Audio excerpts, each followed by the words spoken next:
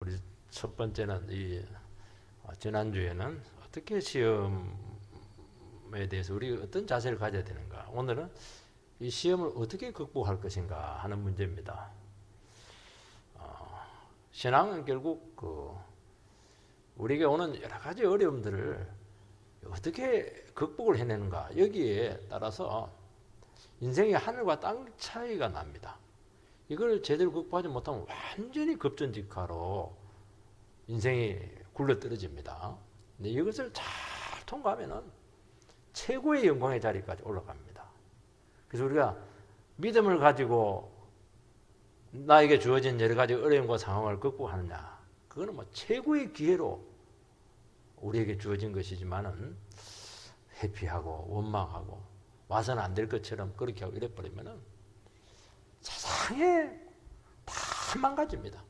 인격도 망가지고, 가정도 망가지고, 내 삶도 망가지고, 주의도 망가지고, 참 그래. 근데 이걸 막 그냥 진짜 하나님 한 번 바라보고 극복하면은 고난 후에 영광이 온다는 말이 기독교 원리지 않습니까? 그거는 막 틀림없습니다. 우리 인생을 이제 마라톤으로 비유하는데요. 마라톤 다닐 때 뭐 그냥 뛰는 게 아닙니다. 몇 번 죽을 고비가 오고 정말 여기서 죽고 싶을 정도로 포기하고 싶을 정도로 힘든 고비들이 있는데 그 고비를 딱 넘기면은 또 일정 기간 뛰어갈 수 있는 그 여력이 생긴다고 그래요. 근데 고비에서 딱 멈춰버리면 거기서 바로 거기서 실격이 되는데 그 고비를 뭐라고 하냐니까 스포츠 용어로 사점이다. 죽을 사자에다가 점이에요. 죽음의 지점이 온다는 겁니다. 이걸 어떻게 극복하느냐 하는 것이 관건이에요. 이게. 인생도 마찬가지입니다. 정말 죽고 싶을 순간들이 오고 몇 번의 고비를 겪지 않는 사람은 없습니다. 그래서 여기서 이제 고비를 딱 여기서 시험은 오게 돼 있어요. 어쩔 수가 없어요. 근데 그걸 극복을 하지 못하면 거기서 끝입니다.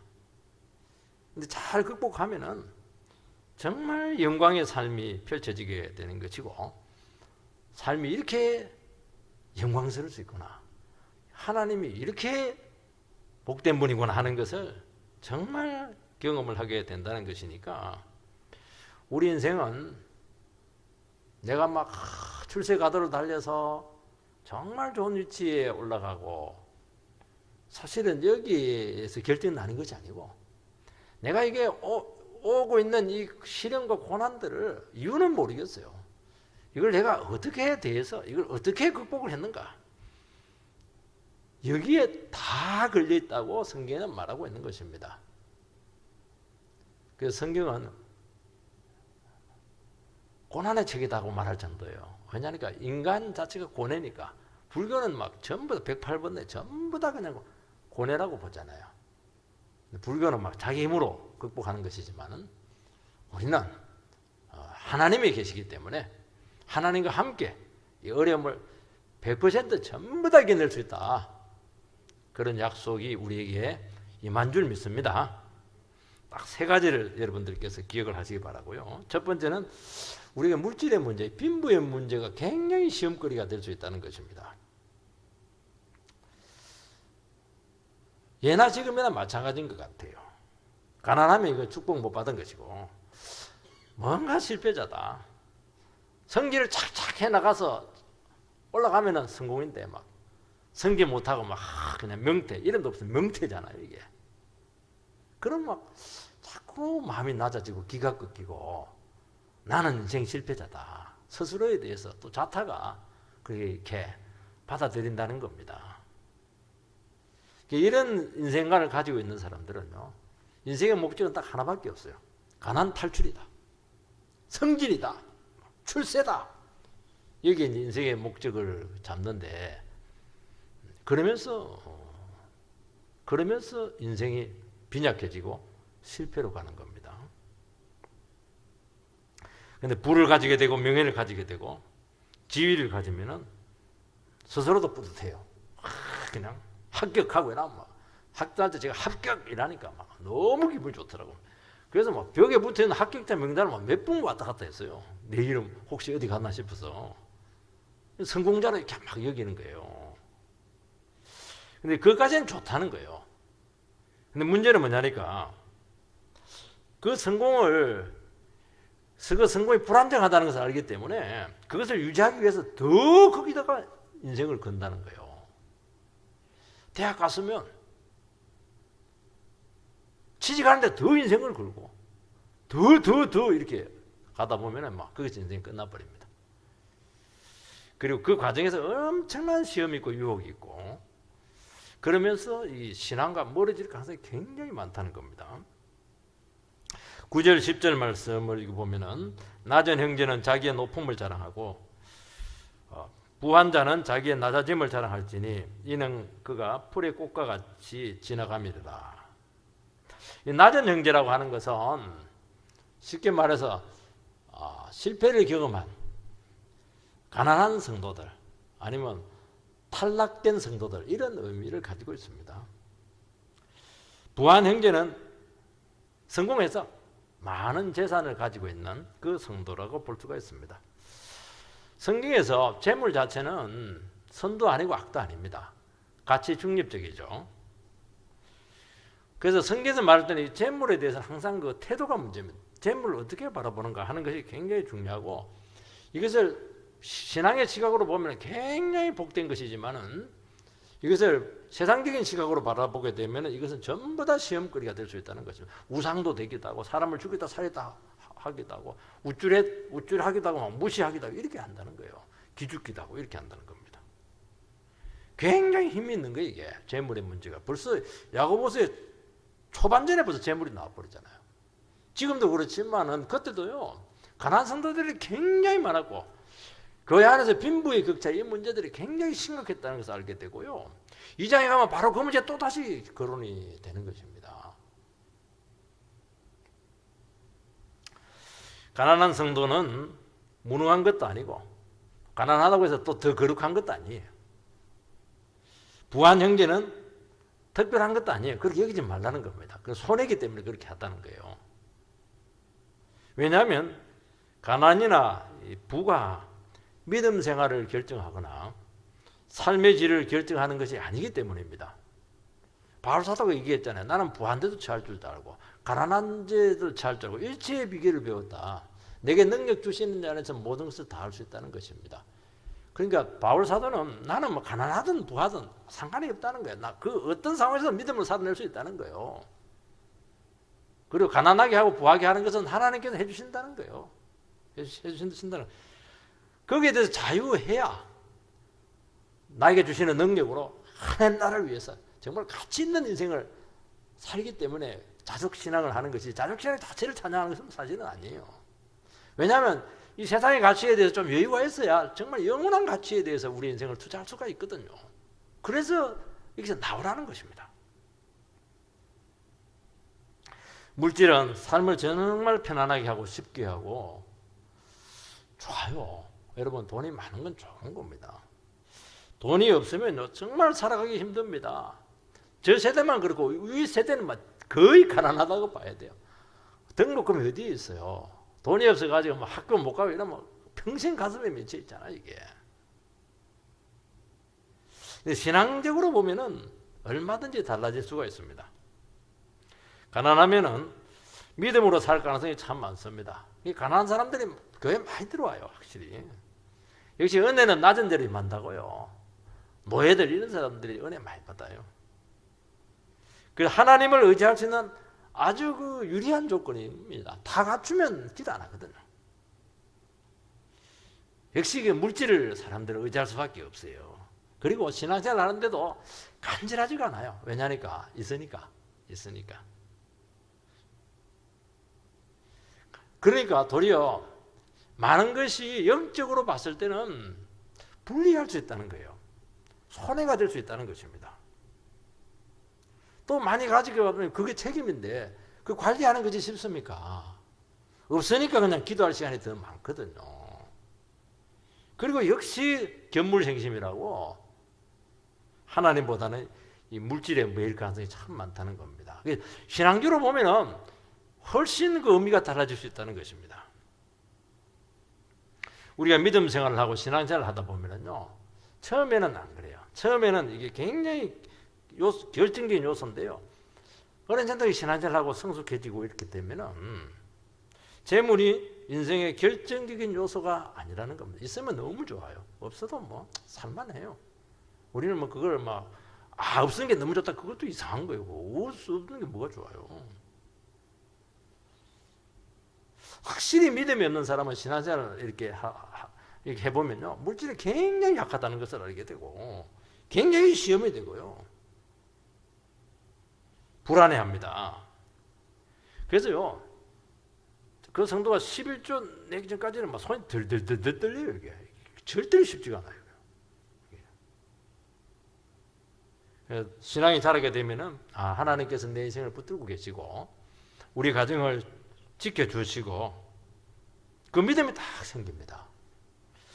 그러면서 현실적인 문제에 대해 여유를 다 가지게 돼요. 왜냐하니까 이것도 귀하지만은 훨씬 더 귀한 것이 있을 때 덜 귀한 것에 대해서 여유를 가지게 되거든요. 그래서 우리가 존귀한 삶이 되려고 하고 하나님 앞에 정말 의미 있는 삶을 살게 되려면 바로 이 물질 문제에 대해서 여유를 가져야 되고 자유를 얻어야 된다는 것입니다. 여러분, 가난하다고 해서 자유로운 거 아니에요. 여러분, 가난한 사람들이 훨씬 더 돈에 연연할 수가 있고 매일 수가 있는 것입니다. 집착이 아주 심할 수가 있어요. 이렇든지 저렇든지 간에 물질에 자유할 때 영혼이 살아나게 되고 풍성해지게 되고 생명을 얻는 데 대단히 유리하다고 말씀하고 있는 것입니다. 그래서 우리는 자기 자신의 처지를 이제 바라보게 될 때 이 물질로만 판단하지 않아야 된다는 것을 지금 말씀하고 있는 것입니다. 그때나 지금이나 물질은 너무 중요한 요소였기 때문에 눈에 딱 부어 드러나는 것이거든요. 피부에 와닿는 거예요, 이게는. 여러분, 먹을 끼니가 없으면은 아무리 예배 많이 들어도 은혜가 안 돼요, 이거. 굉장히 실제적인 문제라는 거예요, 그요. 그렇지만은 물질보다 더 가치 있는 것이 있다는 것을 우리는 아는 것입니다. 여러분, 아브라함을 한번 생각해 보시기 바랍니다. 아브라함이 막 전리품을 엄청나게 그냥 얻어가지고 뭐 떼부자가 되었어요. 그런데 막 그 전리품까지 전부 다 그냥 다 나눠줘 버렸어요. 왜냐하면 나는 너희들 때문에 부자가 됐다 소리 듣기 싫다. 안 믿는 너희들 때문에. 나는 하나님만 의지한다. 그렇게 해서 이제 싹 나눠줘. 11조도 주고 다 나눠주고 이렇게 했는데 집에 가니까 막 완전히 힘든 거 침체가 되었어요. 괜히 그때 그냥 신앙이 좋아가지고 전리품은 합법적으로 자기 것이거든요. 그때 하나님께 찾아옵니다. 나는 내 방패요, 큰 상급이라고. 방패라고 하는 건 지켜준다는 것입니다. 큰 상급이라고. 야, 네 하나님 가졌는데 뭐 그거 가지고 그렇게 힘들어하냐고. 하나님 가졌으면 다 가졌잖아. 내가 너의 상이야. 그렇게 하는 거예요. 아브라함같이 믿음이 좋은 사람도 막 그냥 양보해놓고 나서 그렇게 배가 아팠는데 그래서 여러분들이 이것을 한번 경험해 봐야 됩니다. 그래서 하나님께서는 진짜 하나님이 너에게 모든 것인지 상이 되는지 시험합니다. 건강도 가져가게 하기도 하고요, 지위도 이렇게 하기도 하고요, 물질도 막 가져가기도 하고요. 그래서 진짜 하나님만 붙들고 있는가 하는 것을 우리에게 반드시 확인을 한번 시킨다는 것입니다. 물론 세상적으로 봤을 때는 낮은 자죠. 어떤 사람들은 실패자라고 낙인 찍기도 합니다. 믿음의 세계에 있어서는 얼마든지 부자가 될 수 있는 겁니다. 낮아봤기 때문에 실패해봤기 때문에 영원한 것에 대한 가치를 훨씬 더 가질 수가 있다는 것이죠.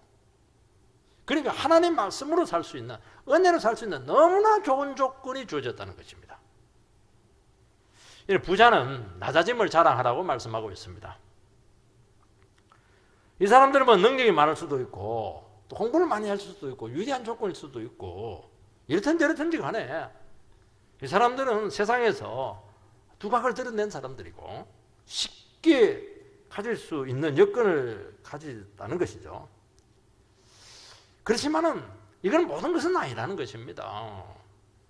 왜냐하면 진짜 중요한 것은 또 따로 있다는 것이고 또 물질로 안 되는 것도 참 많다는 것입니다. 늘 얘기했지만은 우리가 돈으로 영혼을 살 수 없잖아요. 돈으로 사랑을 못 사거든요. 돈으로 결혼한 사람이 있긴 하더라고요. 근데 절대로 행복하지 않아요. 희한하죠. 행복은 살 수가, 존경을 삽니까? 돈이 있으니까 굽신거리는 것이지 진짜 마음에서 우러나서 그 영혼을 정말 존경하는 거 아니거든요. 돈 없어 보세요. 완전 팽개칩니다. 돈이 없어 봐야 이 사람이 진짜 존경했는가 하는 것을 알 수가 있는 것이거든요. 그거는 못 구한다는 거예요. 이거는 어떻게 믿음을 구하고 은혜를 구할 수가 있겠습니까? 그래서 착각을 할 가능성이 참 많다는 거예요. 부한자들은 착각을 하고 사람들이 자꾸 따르니까 뭔가 생기니까 따르는 것인데 착각을 하는 게 내가 정말 대단하구나. 내가 참 훌륭하구나. 내가 참 귀감이 되구나. 착각하지 말라는 거예요. 착각할 가능성이 너무 많거든요. 그래서 자랑하지 말라는 겁니다. 가진 걸 자랑하지 말라는 거예요. 또 가진 그것 때문에 정말 귀한 것은 눈에 보이지 않는 것이 너무 많은데 그것의 가치를 모르고 얻지 못할 가능성이 많은 겁니다. 나중에 신앙이 자라고 나서 참 안타까워. 내가 이 눈에 보이는 것 때문에 내가 너무 귀한 것을 허비했다는, 못 봤다는 거예요. 굉장히 안타까운 거예요, 이게. 좀 더 사랑해 줄 텐데 돈이 뭐라고, 돈 번다고 그냥 완전히 인생을 그냥 그 시간 몸 탕진하는 바람에요. 진짜 가족 사랑하지 못하고 정말 내가 마땅히 하나님 앞에서 해야 될 걸 하지 못하고 이게 막 그렇게 가슴 아픈 거예요. 시간은 지나버리고. 뭐라고 말씀하고 있습니까? 이는 풀의 꽃과 같다. 같이 지나간다고 말씀하고 있는 거예요. 해가 돋고 뜨거운 바람이 불어서 풀을 말리면 꽃이 떨어져 그 모양의 아름다움이 없어지지나니 부한 자도 그 행하는 일에 이와 같이 세장하리라. 참 부정적으로 얘기를 하고 있어요, 지금 사실은. 이 가난과 부가 사실은 일시적이라는 것입니다. 영원한 것은 믿음이에요. 여러분, 믿음보다 확실한 것은 없습니다. 뭐만 남냐? 믿음만 남아요. 사랑만 남습니다. 사랑만. 가난한 자들은 높음을 자랑하는데 높음이 뭡니까? 제일 귀한 거.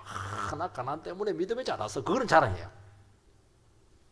부자는 뭘 자랑해야 됩니까? 낮에 뭘 자랑하라는 거예요.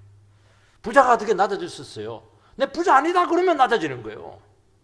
내 부자다 이러면 이제 높아지는 것인데 나는 부자 아니다. 나는 사실은 속빈 강정이다. 그냥 하나님께 주어서 내가 이거 가지고 있는 것이지 나 부자 아니다. 괜히 내 부자이기 때문에 착각할 가능성이 많다. 나 이거 없는 것처럼 살아간다. 난 하나님만 믿고 살아간다. 그러면 이제 스스로 가난해진 거니까, 낮아진 것이니까 믿음이 자라는 것이죠. 믿음이 자라는 것입니다. 그래서 겸손한 부자가 될 수가 있습니다. 왜냐하면 부가 있어도 의지하지 않아요. 지위가 있고 명예가 있어도요, 그거 의지하지 않습니다. 왜냐하면 알거든. 때가 되면 다 내려가야 돼. 그 얼마 시간 많지 않아요. 하나님만 의지하죠. 이런 사람들은 많이 가져도 참 겸손하고 잘 써요. 하나님께서 그 사람들을 수명을 길게 줄 가능성이 굉장히 많아요. 왜냐하면 하나님 도구가 되니까 그런 거예요. 이런 사람들이 정말 어려움이 딱 오잖아요. 아무리 많이 가진 사람들도요, 가진 사람들이 가난해지면 굉장히 위험하거든요. 근데 이런 사람들은 어려움이 와도 잘 이겨내요. 그런 걸 자랑하라는 거예요. 그런 걸 부자들은.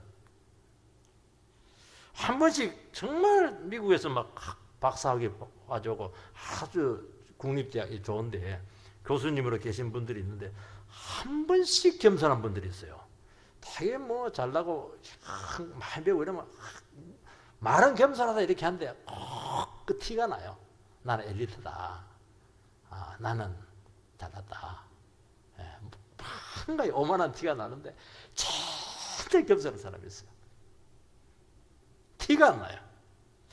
그래서 나중에 그 이유를 알게 돼요. 그 이유가 뭐냐니까 이 사람들은 유학을 하면서 공부하면서 막 몇 번 죽다 살아나 닌게를 엄청나게 꽂고 막 국내로 들어와야 되나 말아야 되나 막 그러면서 막 정말로 눈물로 공부한 사람들이 있더라고. 그런 사람들을 보니까 야 진짜 실력도 있고 성품도 좋은데 믿음도 너무 좋은데 진짜 겸손한 거예요.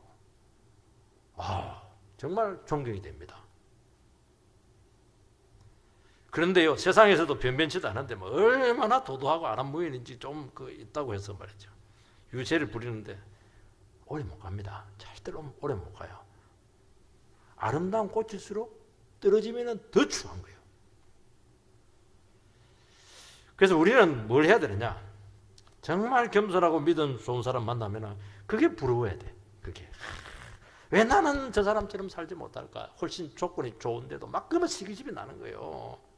너무 가난하고 정말 사람들이 봤을 때는 막 혀를 끌끌 이렇게 하면서 왜 사나 이렇게 하는데 기쁨으로 살고 능력으로 살아가시는 분들이 있습니다.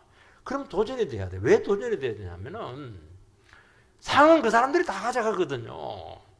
좋은 거 그 사람들이 나중에 다 가져가거든요. 그런 게 막 그게 보이는 거예요. 그게 도전이 되는 겁니다. 두 번째는 시험이 올 때 참아야 됩니다. 12절 말씀을 보면 시험을 참는 자는 복이 있나니 이는 시련을 견디어낸 자가 주께서 자기를 사랑하는 자들에게 약속하신 생명의 면류관을 얻을 것이기 때문이라. 여러분 시험이 올 때는 제일 중요한 것이 잘 참아야 됩니다.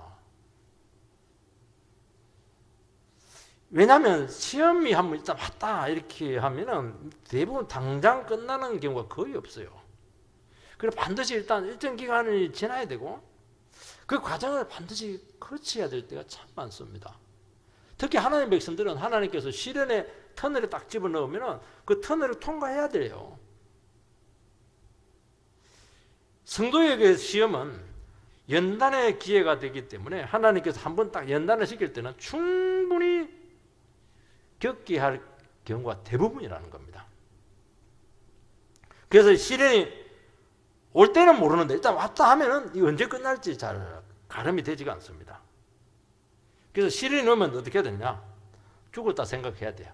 호흡을 길게 해서 끝까지 갈 각오를 해라는 겁니다. 왜냐하면 간단히 끝나지 않거든요.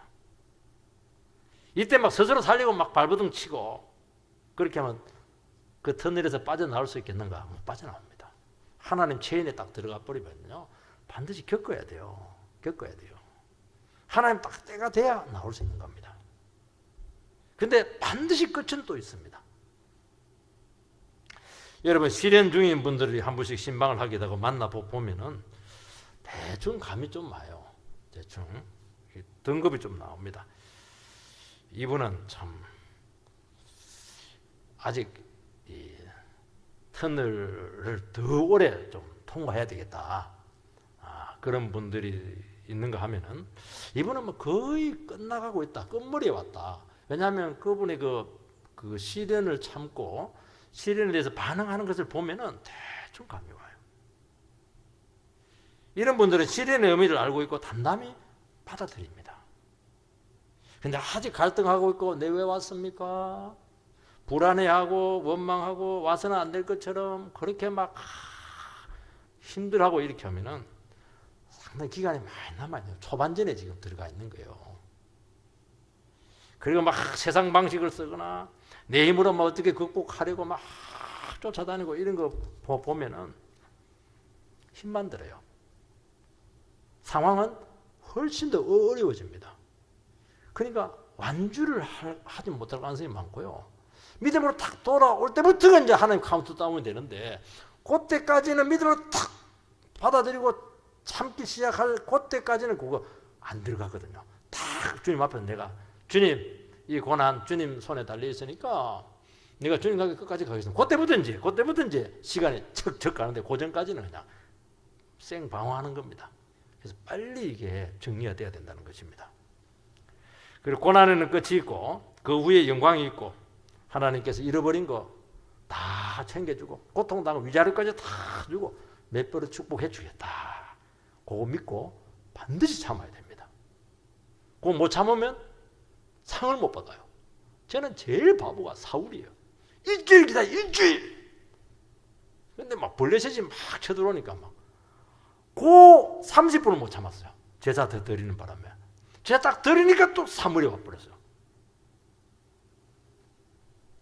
당신은 못 기다리기 때문에 폐위한다. 그래서 바로 폐위 선언이 돼버렸어요. 아니, 1시간만 기다렸으면 하나님께 다 인정을 해주잖아요. 그럴 가능성이 굉장히 많거든요, 이게. 참아라는 게 참아라는 거예요. 그리고 절대로 다른 사람과 비교하지 않아야 됩니다. 왜냐하면 시험의 성격과 종류와 강도와 기간이 다 달라요. 다 달라요. 여러분, 시험에 오면은 학생이 시험지를 받는 심정으로 그 문제에 딱 직면을 해서 적극적으로 풀어가야 됩니다. 시간 안에 빨리 풀어버려야 돼요. 근데 그 시험지를 외면하면은 아무것도 안 되고 거기서 인생이 망가지고 끝납니다. 왜냐하면 거기서 빵점이 나오거든요. 시험은 두 가지인데요. 외부적인 것이 있고 내부적인 것이 있습니다. 외부적인 것은 핍박이라든지 우리 상황을 통해서, 환경을 통해서 오는 경우가 많습니다. 이런 것들은 우리와 상관없이 올 가능성이 참 많아요. 경기가 나빠져가지고 사업이 부도가 난 것은 참 내 실력하고 상관이 없잖아요. 쏙 아픈 거예요, 이게. 또 하나는 내부적으로 오는 것인데 우리 속에 유혹이 있습니다. 정욕이 있고 탐욕이 있어요. 내 속에 있는 욕심이 통제가 안 되는 바람에 스스로 이렇게 시험이 오는 경우가 참 많습니다. 그래서 이 두 가지 다 정말 극복하는 것이 너무 어렵습니다. 근데 하나님께서는 극복할 수 있다고 분명히 말씀하고 있습니다. 어떻게 극복을 해요? 가장 중요한 것은 그 시련 중에 하나님의 말씀을 가까이 해야 된다는 것입니다. 그거 외에는 대안이 없습니다. 말씀이 없이 시련을 겪으면 생고생합니다. 전혀 의미가 없어요. 그리고 시련이 끝나고 나서 훨씬 삶이 안 좋아지는 것입니다. 근데 시련 중에서는 다른 것은 전혀 위로가 되지 않아요. 전혀 힘이 안 되는 거예요. 전혀 소망이 되지 않아요. 그런데 하나님께서 너무 놀라운 사실은 뭐냐니까 시련 가운데 우리가 마음이 가난해져 있기 때문에 그때는 하나님 말씀이 있는 그대로 진실입니다. 바로 나에게 주시는 말씀이에요. 배부르고 잘 되고 이렇게 할 때는, 칭찬받고 이렇게 할 때는 그냥 예배예요. 근데 진짜 어려울 때는요, 예배가 아닙니다. 그야말로 눈물이에요. 전부 다 신앙 고백이에요. 목사님이 하시는 말씀은 전부 다 나에게 하시는 말씀이에요. 농도가 얼마나 짙은지 몰라요. 이 평생 신앙생활 하는 것보다도 고난 딱 한 번 겪고 나서 딱 자란 거 보면요, 고난 붙들고 딱 자란 게 훨씬 더 정말 성숙도가 깊다는 것을 알 수가 있습니다. 그러니까 말씀이 없으면 의미도 모르고 인격과 인생에 너무나 큰 손상을 겪게 된다는 것입니다. 그래서 말씀을 들으면 의미도 살아나고 견딜 힘도 생기고 소망도 생긴다는 것입니다. 여러분, 우리가 시련에 대해서 이렇게 긍정적으로 자꾸 이야기하지만은요, 여러분, 시련 좋아하는 사람 아무도 없습니다. 군대 한번 더 갈래? 이러면 절대 안 가요. 근데 가야 되니까 한번 갔다 오는 것이지. 힘들어요, 근데. 여러분, 시험을 잘 통과해서 성숙하신 분들에게 가서 물어보세요. 한 번 더 시험 받아볼래요? 더 성숙해지기 위해서. 절대, 나는 절대 한 번으로 족하다고. 됐다고. 안 하겠다고. 그렇게 하는 거예요. 누가 시련을 좋아해요? 고생하는 거 누가 좋아해요? 편안한 거 다 좋아하죠. 여러분, 처지가 아무리 어려워도요, 극복할 힘이 있으면 그것은 진정한 시련은 되지 않아요. 근데 문제는 뭐냐니까 해결할 길이 없어요. 그게 답답한 거예요. 해결할 능력이 없어요. 의지할 데가 없는 거예요. 그러니까 그때 너무 무력한 거예요. 답답하죠. 무력하죠. 길은 없죠. 찾아갈 데도 없죠. 해결할 방법은 없죠. 이게요, 고난 중에서 믿음을 키우는 데는 최고입니다. 최고. 유일한 길이 하나가 있어요. 뭐냐? 하나님 말씀을 듣는 것이고 말씀을 붙드는 것이고 말씀 앞에 붙들리는 겁니다. 그거는 딱 하나 남겨놔요. 그러니까 뭐 시간도 없고 돈도 없으니까 막 죽어라 사나 그냥 교회 오는 겁니다. 교회 오면 밥 주잖아요. 간식 주고 예배 드려 주잖아요. 그런데 이상하게 하나님의 말씀의 길이 있고 막 의미가 있고 막 능력이 있고 삶맛이 살다 살아나고 그렇게 하는 것입니다. 그리고 어렵지만은 내면에 너무나 많은 것이 만들어지는 것을 알 수 있어요. 그리고 어려움이 딱 오면 시련이 오면 할 수 있는 게 아무것도 없어요. 잘 나갈 때는 막 시간이 너무 없고 힘이 없고 막 약속도 없는데 아무도 약속을 안 잡아줘요. 왜냐하니까 돈이 없으니까. 남는 것은 시간이고 없는 것은 돈이니까 갈 데도 없고. 그러니까 성경 보기로만 너무 좋아. 통독하는 거만 최고야. 그때 되게 한 10번, 100번 읽어버려요. 여러분 이게요 인생에 얼마나 큰 자양분이 되는지 아십니까? 우리가 언제 성경 읽을 시간이 어디 있어요? 언제 충분히 기도할 시간이 어디에 있습니까? 그래서 부끄러운 것이 아닙니다. 이게 영광의 길이고 놀라워요. 여러분 시련은 우리의 모습을 벌거벗기듯이 다 드러냅니다. 그동안 우리는 너무 가면을 많이 쓰고 있었거든요. 근데 뭐 시련은 네가 진짜 무능하다, 정말 비참하다는 것을 보게 합니다. 그래서 우리 주위 상황들이 굉장히 어색하고요. 그 자신감이 자꾸 사라져요. 쉽게 주눅이 들고 평소에 없던 그 열등감이 막 나타납니다. 내가 이런 사람이었는가 스스로에 대해서도 굉장히 당황해합니다.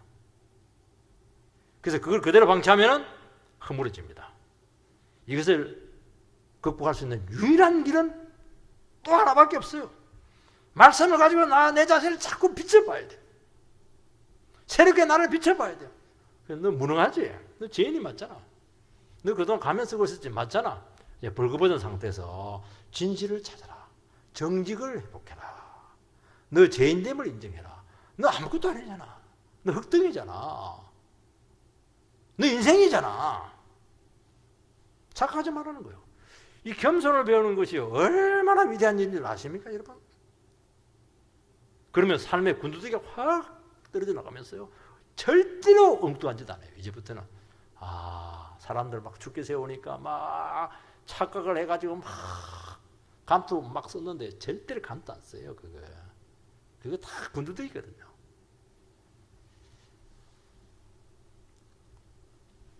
제대로 살게 되죠.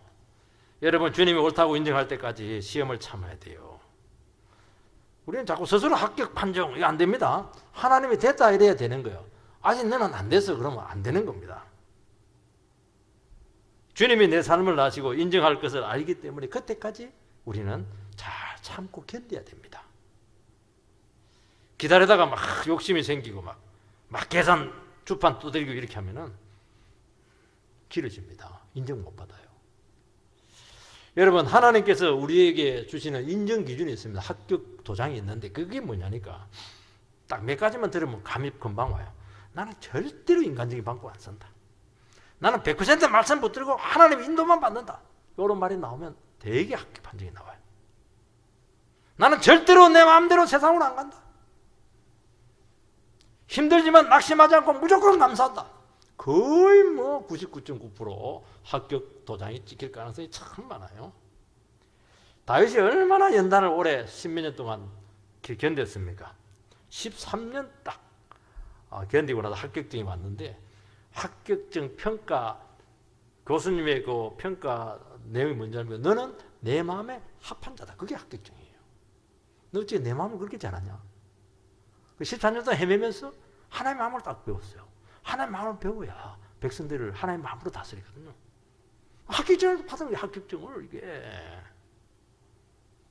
하나님 인정하는 사람이 되었잖아요. 이것이 안 되면은요 또 상황 좋아져 봐야 똑같은 짓 반복합니다. 또 잘나면 지 영광, 자기 욕심 챙기고 금방 교만해지고 그렇게 되는 것입니다. 그래서 완전히 바뀌고 낮아질 때 그때 주님께서는 분명히 말씀했잖아요. 여기 나와 있잖아요. 뭐라고 되어 있습니까? 생명의 면류관을 준다고 되어 있잖아요. 생명의 면류관. 최고의 면류관인데 월계관보다 훨씬 더 좋아요. 이게 뭐냐니까 하나님께서 공적으로 그 사람을 인정하는 사람이 되었다는 것을 이야기하는 것입니다. 세 번째는 시험을 받을 때 정말 위험한 것인데 이거 피해야 됩니다. 13절에서 15절 말씀을 보면요. 사람이 시험을 받을 때 내가 하나님께 시험을 받는다 하지 말지니 하나님은 악에게 시험을 받지도 아니하시고 친히 아무도 시험하지 아니하시느니라. 오직 각 사람이 시험을 받는 것은 자기 욕심에 끌려 미혹됨이니 욕심이 잉태한 즉 죄를 낳고 죄가 장성한 즉 사망을 낳느니라. 시험 때 피할 것은 제일 중요한 게 하나님께서 시험을 했다. 하나님 때문에 시험 받는다. 그 원망을 하지 말라는 겁니다. 시험은 불편한 진실이에요. 정말 받아들이기 싫은 현실입니다. 누구나 본성적으로 싫어한다고 분명히 이야기했습니다. 그러니까 시련이 딱 오면 왜 받아야 되는지 이유를 알 수가 없어요. 그래서 받아들이지 않는 것이죠. 안 받아들이면 어떻게 되느냐? 상황이 점점 어려워지게 되고 점점 원망이 심해지는 것입니다. 하나님을 믿었기 때문에 내가 이렇게 불행하게 된 거야. 하나님 안 살아계시는 거야. 하나님 믿었다가 나는 쪽박 산 거야. 지금 괜히 말씀 의지하고 믿음으로 살려고 하다가 말이 기회 다 놓쳐버리고 말이지. 이게 남는 게 뭐가 있느냐는 거예요. 이게 지금 후회된다. 저는 지금 욥의 아내가 너무너무 진실한 여성이라고 생각을 해요. 욥이 막 기와짝으로 몸을 촥 찢고 이렇게 하니까 얼마나 욥의 아내가 속이 상했던지. 뭐라고 했으면 하나님을 원망하고 남편 팍 죽어버려라. 막 소리치고 막 떠나버려요. 그래 늘 주님 주님 하나님 잘 믿더니면 그래 기와짝으로 네 몸이나 긁고 있어 지금. 하나님께 대들고 죽으라는 겁니다. 이게 진실한 겁니다. 이 정말 진실한 여성이에요. 저는 이 진실한 여성을 사랑합니다. 정말 불행을 못 받아들인다는 것이잖아요. 야고보 사도는 하나님을 원망하지 마라. 왜냐하면 고난을 하나님께서 귀하게 쓰시기 때문이죠. 하나님은 일부러 고통을 주고 괴롭히지 않는다는 것입니다. 시련과 고통은 다 죄 때문이고 사단의 시험과 유혹 때문이고 그렇다는 거예요. 여러분, 성도는 사실은 하나님 때문에 다시 태어난 사람이기 때문에 우리의 근본이 하나님이기 때문에 문제가 딱 생기면은 하나님을 원망하는 것은 자동이에요. 아담과 하와가 범죄하고 나서 자동으로 하나님을 원망하잖아요. 다른 사람 원망합니다. 여러분, 우리 술을 많이 먹으면 간이 나빠지잖아요. 난폭 운전하면 사고 나잖아요. 물란한 성행위를 하게 되면 가정이 파탄 나거든요. 그런데 사람은 이상해요. 왜 내 성을 이게 통제하지 못하도록 하나님께 나를 이렇게 만드셨습니까? 하나님 탓합니다. 왜 내가 술을 좋아하도록 하나님께 만드셨습니까? 하나님 잘못했죠. 당연히. 왜 아버지는 술을 많이 먹었습니까? 그 인이 나에게 DNA를 받겠네요. 아버지 원망하죠. 그러니까 책임지려고 하지 않는 거예요. 그게 인간입니다. 사실은 또 책임질 수도 없어요. 그래서 너무 탓하고 원망하는 걸 뭘 하지 마세요.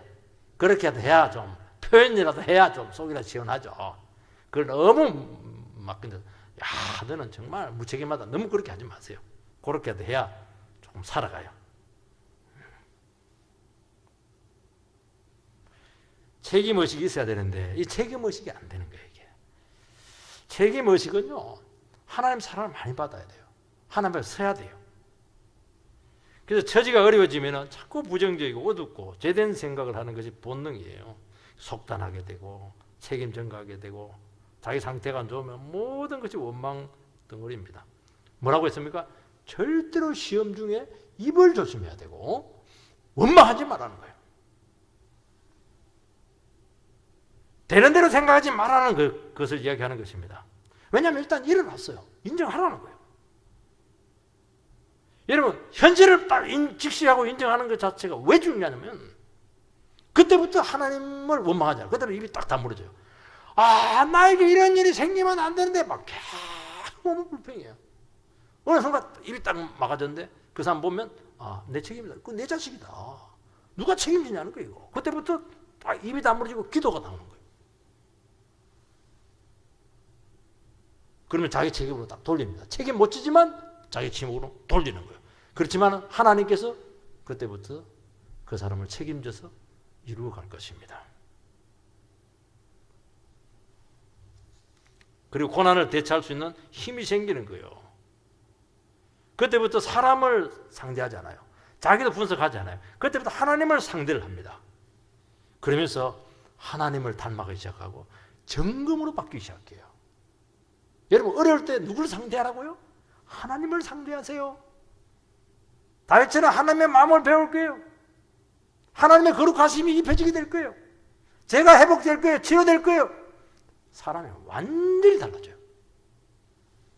하나님은 시험 받지도 않습니다. 죄와 아무 상관이 없어요. 하나님은 시험의 원인이 아니라는 것입니다. 그래서 원망이 왜 위험하냐면은 하나님의 도움과 은혜를 스스로 딱 차단하기 때문에 그렇다는 거예요. 여러분 욕심에 끌려 미혹되기 때문에 시험을 받는 것입니다.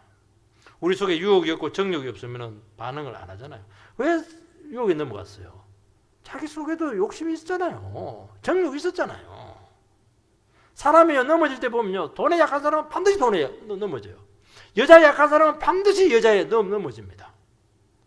다윗은 다 좋아하는데 여자에 약해. 결국에는 여자로 넘어가는 거예요, 이게.